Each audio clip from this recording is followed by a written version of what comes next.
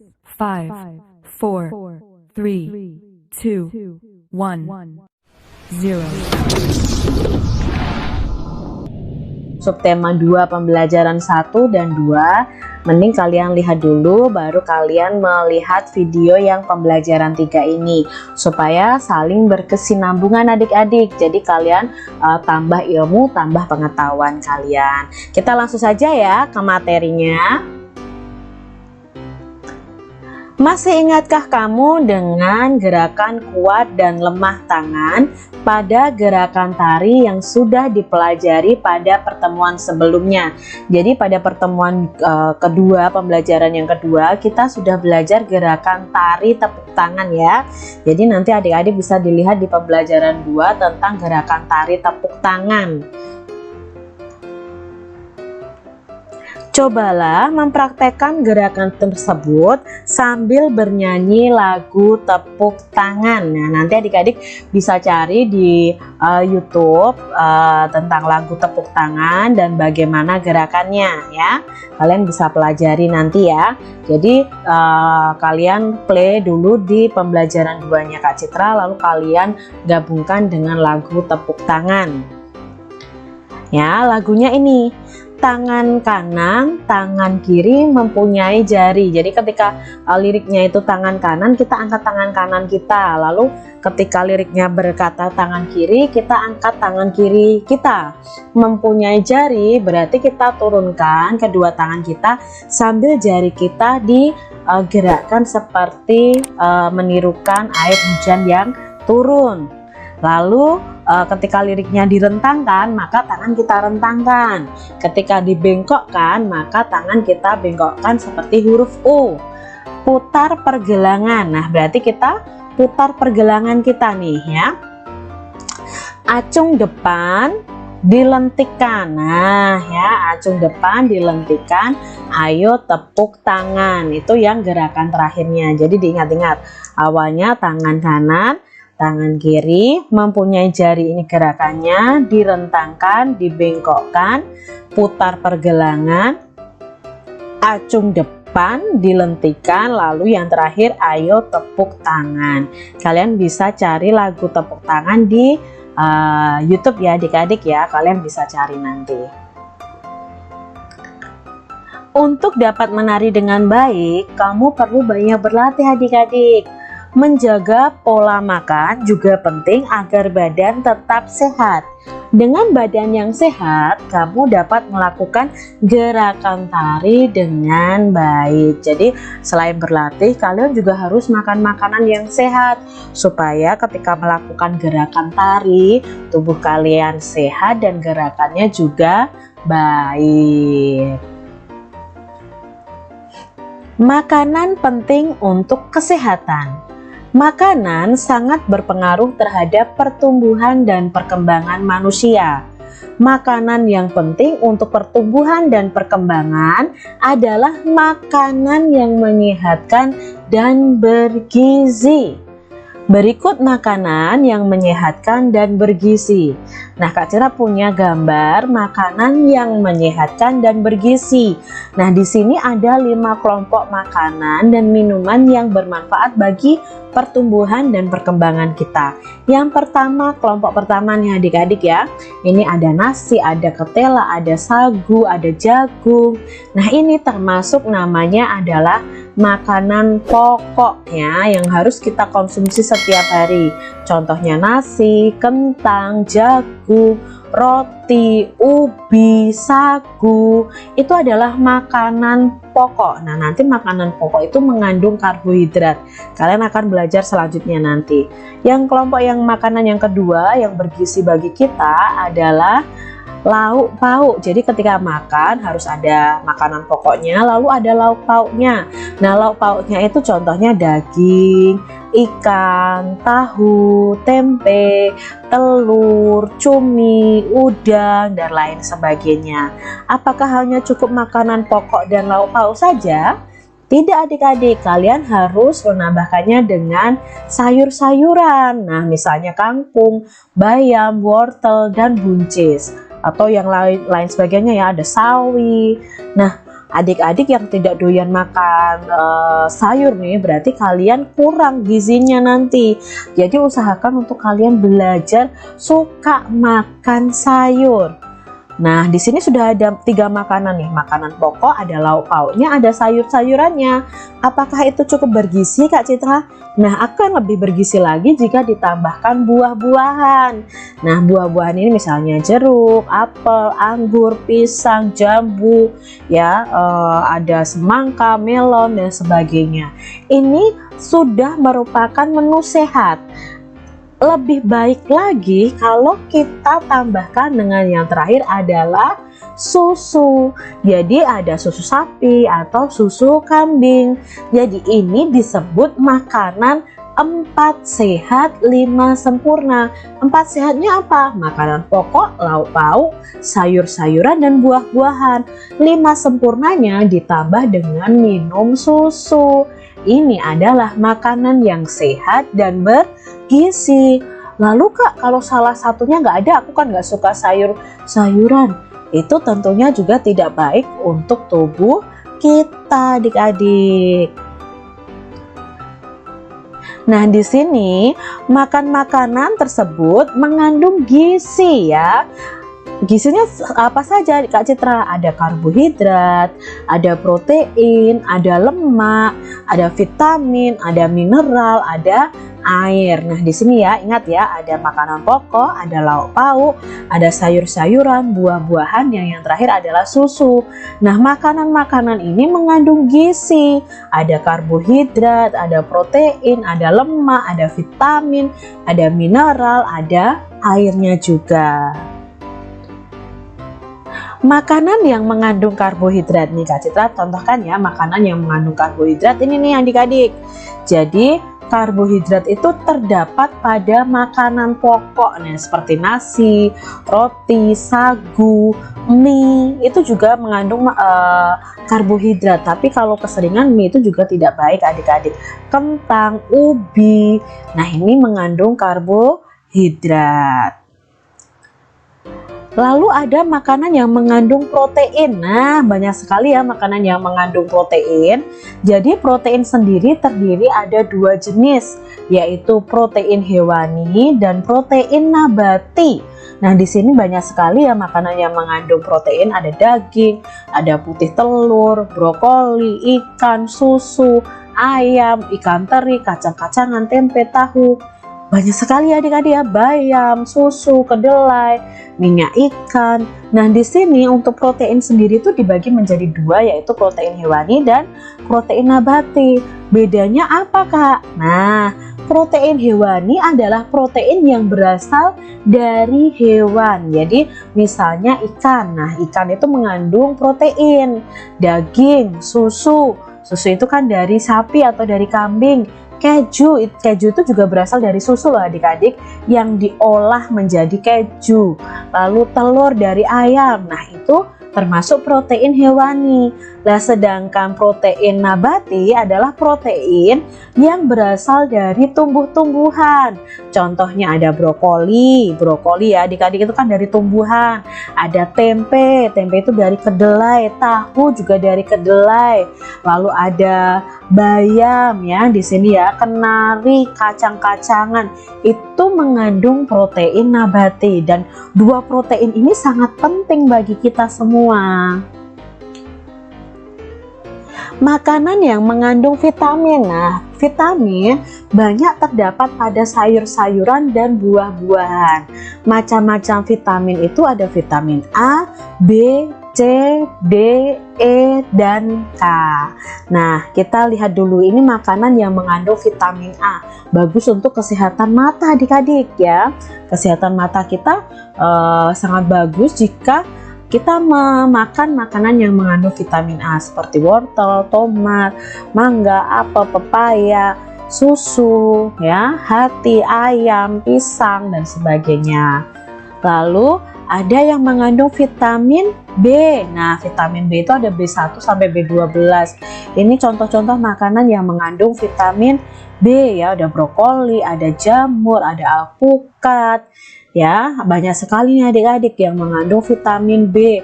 Ada udang, ada ayam, ada daging ya. Lalu ada yang mengandung vitamin C. Nah, ini bagus untuk kesehatan mulut kita ya. Ini ada jambu. Karena apa? Vitamin C ini mencegah penyakit sariawan adik-adik ya. Bagus pokoknya vitamin C ini. Untuk daya tahan tubuh juga bagus. Nah, ada jambu, ada mangga, pepaya, brokoli, kiwi, jeruk, tomat, stroberi, paprika. Nah, ini mengandung vitamin C ya. Lalu buah-buahan dan makanan yang mengandung vitamin D. Nah, ini ada udang, ada tuna, makarel, kuning terul ya. Ini termasuk dalam hewan ya, yang mengandung vitamin D. Kalau untuk sayurannya jamur ya. Nah, ini mengandung vitamin D. Sereal ya, kalau ikan salmon. Lalu ada satu lagi adik-adik yang sangat-sangat gampang kita peroleh vitamin D, yaitu sinar matahari pagi.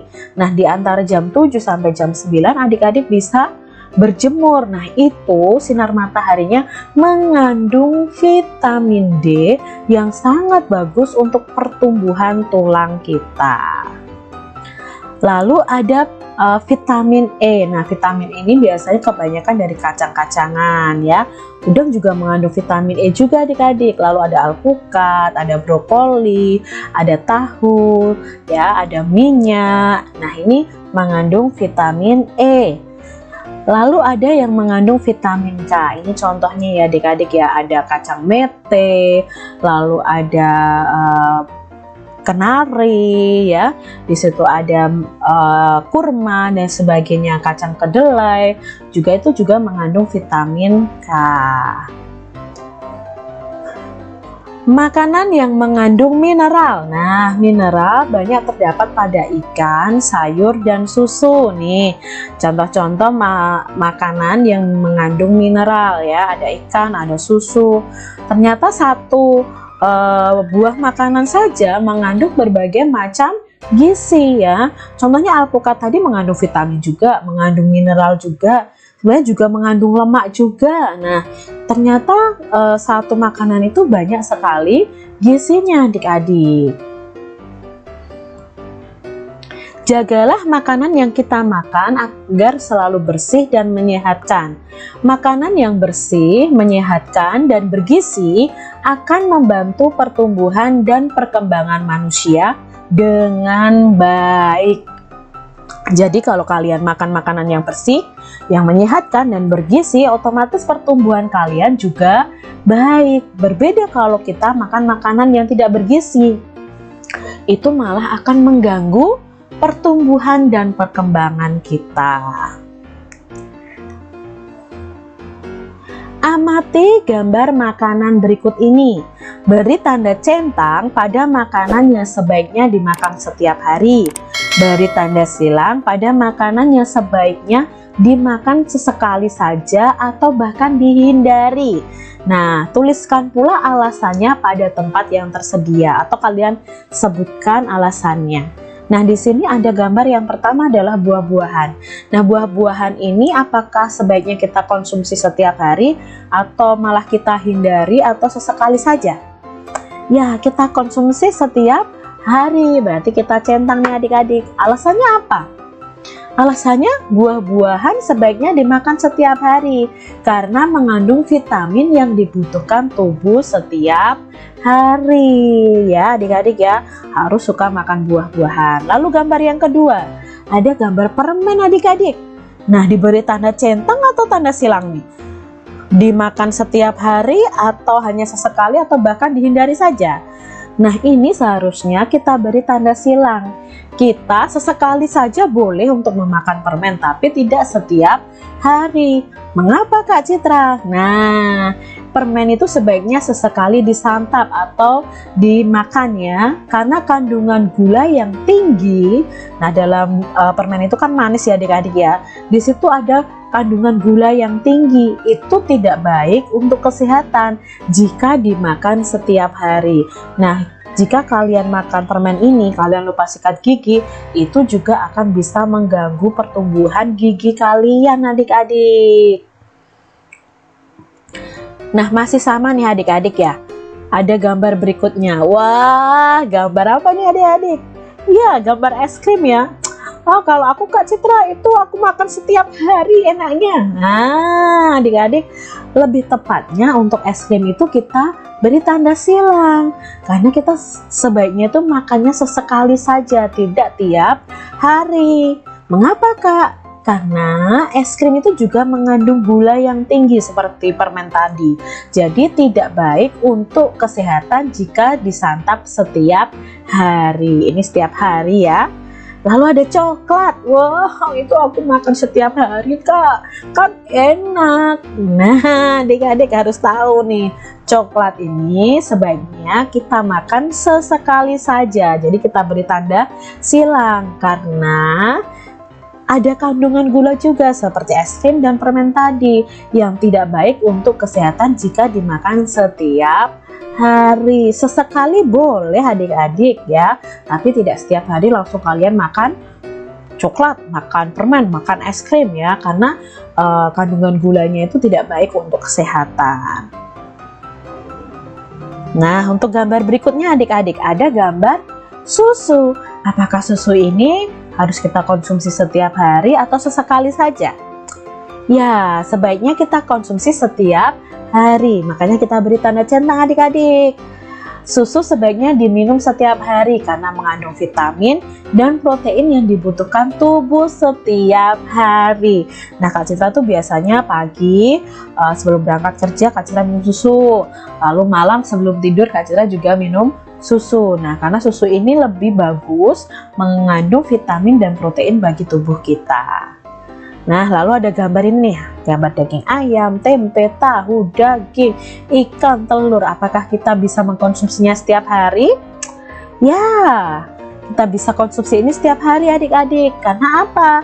Lauk dan daging sebaiknya dimakan setiap hari karena mengandung protein yang dibutuhkan tubuh setiap hari.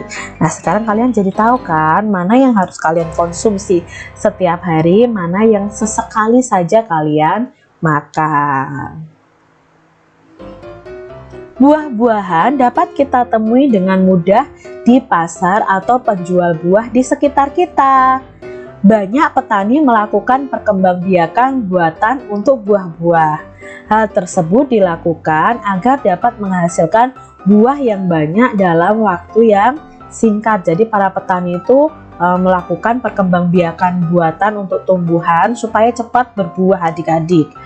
Melalui kegiatan perkembangbiakan buatan, petani bisa menghasilkan ribuan buah dalam masa panen. Melalui kegiatan pencangkokan, sebuah perkebunan dapat menghasilkan 3.400 buah dalam sekali panen. Jadi nanti kalian untuk kelas 5 akan belajar tentang mencangkok. Nah, itu mencangkok tumbuhan itu untuk mempercepat pertumbuhan dari suatu tumbuhan supaya cepat berbuah adik-adik. Nah, di sini sebuah perkebunan jeruk dapat menghasilkan 3.400 buah dalam sekali panen. Bayangkan jika suatu perkebunan dapat menghasilkan 3.400 buah dalam satu kali panen, berapa jumlah buah yang akan dihasilkan dalam 2 kali panen? Berarti kalau satu kali panen 3.400, maka 2 kali panen jadinya 3.400 ditambah 3.400. Lah, untuk mencari jumlahnya kita bisa dengan penjumlahan bersusun. Nah, yuk kita jumlahkan. 0 ditambah 0, ya 0. Lalu 0 ditambah 0, 0. 4 ditambah 4, ya 8. Lalu 3 ditambah 3, 6. Berarti hasilnya 6.800. Jadi jumlahnya tadi 6.800. Soal berikutnya, pada musim panen dihasilkan 2 keranjang buah jambu. Keranjang pertama berisi 10 1750 buah jambu. Keranjang kedua berisi 1850 buah jambu. Berapa jumlah buah jambu dalam dua keranjang tersebut? Maka kita jumlahkan adik-adik, 1750 ditambah 1850. Nah, kita buat bersusun. 0 ditambah 0, ya 0. 5 ditambah 5, 10. Apakah kita langsung tulis 10?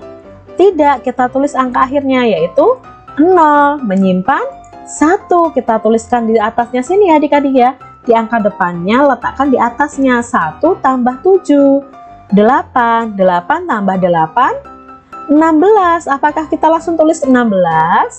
Tidak, kita tulis 6 lalu menyimpan 1. Nah, menyimpan 1 di depannya. 1 tambah 1, 2. 2 tambah 1, 3. Berarti jumlah buah jambu dalam dua keranjang tersebut ada 3.600. Soal berikutnya adik-adik, Pak Komar ingin menjual buah semangka hasil panen dari perkebunannya. Kebun Pak Komar menghasilkan 2 truk semangka. Truk pertama memuat 1.200 buah semangka. Truk kedua memuat 1.800 buah semangka. Berapa jumlah buah semangka hasil panen Pak Komar?